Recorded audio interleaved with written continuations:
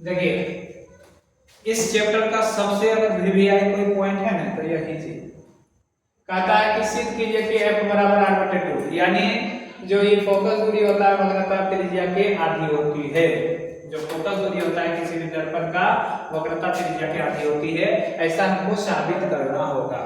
ठीक है, तो इस सबको साबित करने के लिए सबसे पहले हमको अवतल दर्पण का प्रयोग करना पड़ेगा। अवतल दर्पण का प्रयोग करना पड़ेगा और उससे प्रकाश की किरण को हमको लेना पड़ेगा। और जब प्रकाश की किरण हमको हम लेंगे तो ध्यान दीजिए कि देखिए क्या बनता है।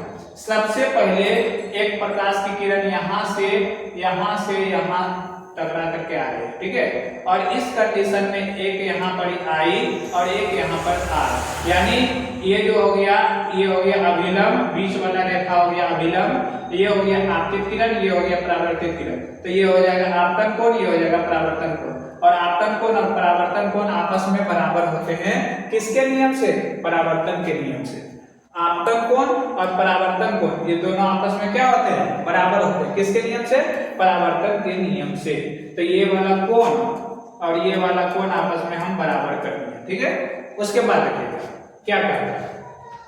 कोण ABC, ABC ये वाला कोण, ठीक है, इसको ये कोण ABC। उसके बाद BCF, कोण BCF ये वाला BCF ये वाला कोण, ये और ये कोण जो है एकांतर कोण से बराबर है। एकांतर कोण से क्या है? बराबर है। ठीक है, ये वाला कोण और ये वाला कोण एकांतर कोण से क्या है? बराबर। अगर ये आई है तो ये भी क्या हो जाएगा? आई। ये आई है तो ये भी क्या हो जाएगा? आई। और आई का मान किसके बराबर होता है? आर के बराबर होता है। आई का मान किसके बराबर होता है? आर के बराबर होता है। तो देखिए हम क्या किए हैं, CBF यानी CBF ई वाला कोण, ये जो कोण है CBF, उसके बाद BCF और ये वाला कोण, ये और ये कोण जो है आपस में हम बराबर कर देंगे। देखिए सबसे पहले ये कोण आपस में बराबर, उसके बाद यही कोण इसके बराबर, तो फिर ये दोनों आपस में बराबर होगा कि नहीं? ठीक है, दोनों को बराबर कर दिए। उसके बाद देख रहे हैं कि यहाँ एक त्रिभुज बन गया है, त्रिभुज का नाम BCF। इस त्रिभुज के दो कोण आपस में बराबर है। जो त्रिभुज है BCF, इसका दो कोण आपस में क्या है? बराबर है। तो त्रिभुज BCF एक समद्विबाहु त्रिभुज होगा। वैसे त्रिभुज जिसका दो भुजा या तो दो कोण आपस में बराबर होते हैं तो उसे हम समद्विबाहु त्रिभुज कहते हैं। वैसे त्रिभुज जिसमें दो कोण आपस में बराबर या दो भुजा आपस में बराबर होते हैं उसे हम समद्विबाहु त्रिभुज कहते हैं। समद्विबाहु त्रिभुज। ठीक है, और इसका रूल है कि अगर दो कोण बराबर हुआ तो इसका दो भुजा भी आपस में बराबर होना चाहिए। तो भुजा यहाँ से यहाँ तक जो भुजा है, यहाँ से यहाँ तक CF, यहाँ से यहाँ तक FB, इसलिए हम लिख दिए हैं CF बराबर FB। CF बराबर क्या लिख दिए हैं? FB।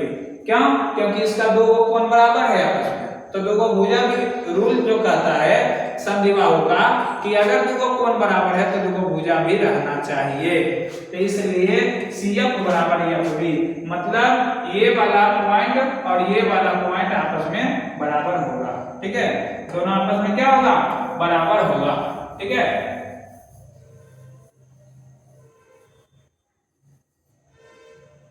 बराबर होगा। ठीक, देखिए अब यहाँ पर ये भुजा और ये भुजा आपस में हम यहाँ बराबर करेंगे। ठीक है, यहाँ पर तो कोई समस्या नहीं। अब इसका मुख हम छोटा जब रहेगा, इसका मुख एकदम छोटा लेंगे तो ये जो B वाला पॉइंट है ये B यहाँ पर आ जाएगा, यानी यहाँ से यहाँ तक आ जाएगा B, यानी FB बराबर FP, जो कि यहाँ पर लिखे हैं FB बराबर FP। कब? जब दर्पण का मुख या द्वारक छोटा लेते हैं तब। दर्पण का जो मुख होता है ना, अगर हम छोटा लेते हैं, इसको सटा करके इससे कर देते हैं तो ये जो लाइन यहाँ गया हुआ है ये लाइन इसी पे आ जाएगा और यहाँ पर B वाला जो पॉइंट ऊपर है वो B वाला पॉइंट नीचे आ जाएगा और FP बराबर FB हो जाएगा। FP बराबर FB हो जाएगा। ठीक है, अब ध्यान दीजिएगा ऊपर और नीचे वाला देखिएगा, इधर एक साइड FB और FB है, ये दोनों आपस में बराबर है, तो ये दोनों भी आपस में क्या होगा? बराबर होगा। तो इसीलिए हम देखिए लिखे हैं कि CF बराबर FP।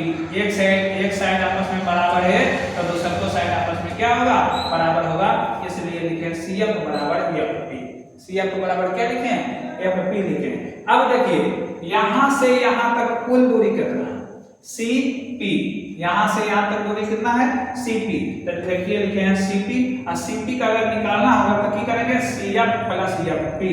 तो लिखे हैं CF प्लस FP। ठीक है, CF प्लस क्या लिखे हैं?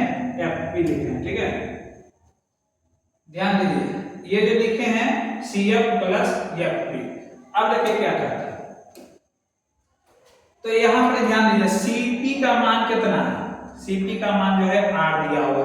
पहले इसको लिखेंगे, CP है तो CP लिख दिए, ये CP है तो CP लिख दिए। यहाँ पर CF है, यहाँ पे CF है तो देखिए CF का मान कितना? CP। तो ये CF के जगह पर हम लिखे हैं, CF के जगह पर FP लिख दिए। उसके बाद एक FP यहाँ ऑलरेडी दिया हुआ था तो FP यहाँ लिख दिए। अब ध्यान दीजिए CP का मान R है तो R रख दिए, FP का मान F है, इसका भी मान F है, और F और F 2F हो गया, और इधर R है तो R। अब यहाँ पर F जो है गुणक रूप में है, अगर इस साइड लाएंगे तो भागक रूप में हो जाएगा, तो यहाँ केवल F बचेगा, ये हो जाएगा R/2, और इसी से आपको 2 नंबर कोई नहीं कर सकता है। ठीक है, अगर आएगा तो 2 या 5 नंबर का। अगर ये प्रश्न आएगा तो 2 नंबर या तो 5 नंबर का आएगा, और इसको कोई काटने वाला नहीं है। ठीक है, आराम से इसको जो है एक बार देख लीजिएगा फिर से, और फिर से इसको जो है रिवाइज कर लीजिएगा पैड पर, और सतत बनाते रहिए, याद हो जाएगा, अपने दिमाग में समझ में आ जाएगा, तो फिर छूटेगा नहीं। ठीक है, ठीक, देखिए ये तो हो गया आपका। उसके बाद देखिए क्या है,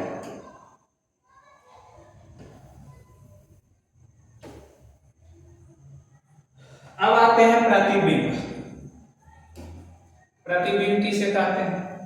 कहता है किसी बिंदु स्रोत से आती हुई प्रकाश की किरण, ढेर सारी प्रकाश आ रहा है और दर्पण से परावर्तन के बाद आईना पर पड़ता है और उसके बाद परावर्तित हो जाता है, और परावर्तित होने के बाद जिस बिंदु पर मिलती है या तो मिलती हुई प्रतीत होती है उसे प्रतिबिंब कहते हैं। जब ढेर सारी प्रकाश की किरण आएगा दर्पण पर पड़ेगा और परावर्तित होकर के जिस बिंदु पर मिलेगा उसी कटान बिंदु को हम लोग कहते हैं प्रतिबिंब, या तो मिलती हुई प्रतीत होती है। ठीक है, मिलेगा वास्तव में या तो मिलती हुई प्रतीत होगा तो उसको हम प्रतिबिंब कहेंगे। ठीक है, उसे हम क्या कहते हैं? प्रतिबिंब। किसी बिंदु स्रोत से आती हुई प्रकाश की किरणें दर्पण से परावर्तन के बाद जिस बिंदु पर मिलती है या मिलती हुई प्रतीत होती है उसे हम प्रतिबिंब कहते हैं। उसे हम क्या कहते हैं? प्रतिबिंब कहते हैं। प्रतिबिंब 2 प्रकार के होते हैं। प्रतिबिंब कितने प्रकार के होते हैं? 2 प्रकार के होते हैं, एक वास्तविक प्रतिबिंब, एक काल्पनिक या आभासी प्रतिबिंब। एक वास्तविक प्रतिबिंब, एक काल्पनिक या आभासी प्रतिबिंब होता है। जब वास्तव में मिलती है, देखिए यहाँ पर मिलती है, जब वास्तव में मिलती है तो उसे वास्तविक प्रतिबिंब, जब प्रतीत होती है, मिलती हुई प्रतीत होती है तो उसे काल्पनिक प्रतिबिंब कहते हैं। उसे हम क्या कहते हैं? काल्पनिक प्रतिबिंब कहते हैं। जब वास्तव में मिलेगा तो वास्तविक, और जब प्रतीत होगा मिलता हुआ तो उसको हम कहेंगे काल्पनिक प्रतिबिंब। ठीक है, अब देखिए इसमें बात करते हैं आवर्धन। आवर्धन किसे कहते हैं? आवर्धन क्या है? आवर्धन प्रतिबिंब के ऊंचाई और वस्तु के ऊंचाई के अनुपात को, प्रतिबिंब की ऊंचाई और वस्तु के ऊंचाई के अनुपात को हम लोग क्या बोलते हैं? आवर्धन कहते हैं। प्रतिबिंब की ऊंचाई और वस्तु की ऊंचाई के अनुपात को हम लोग क्या बोलते हैं? आवर्धन कहते हैं। आवर्धन को m से सूचित करते हैं। आवर्धन को किससे सूचित करते हैं? m से सूचित करते हैं। m बराबर हो जाएगा h डैश बटे h। m बराबर हो जाएगा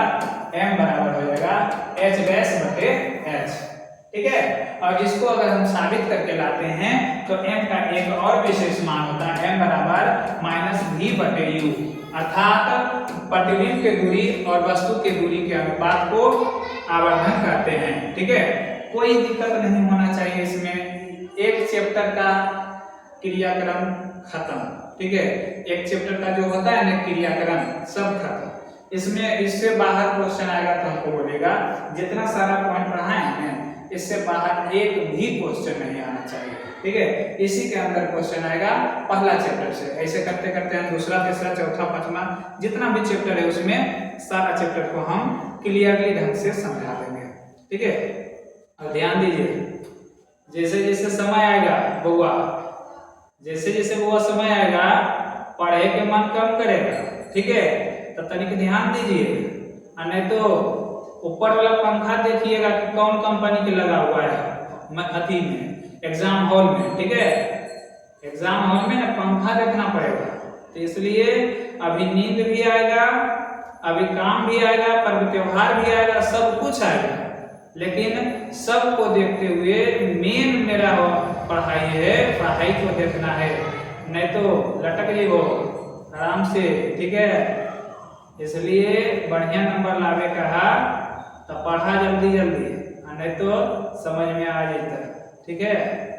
धन्यवाद। आज के क्लास यहीं पर समाप्त होता है, और हमारा चैनल से जुड़े 3C classes Halsi YouTube channel है, उसको सब्सक्राइब करें ताकि वीडियो आपके पास जल्द से जल्द पहुंच जाए, ठीक है।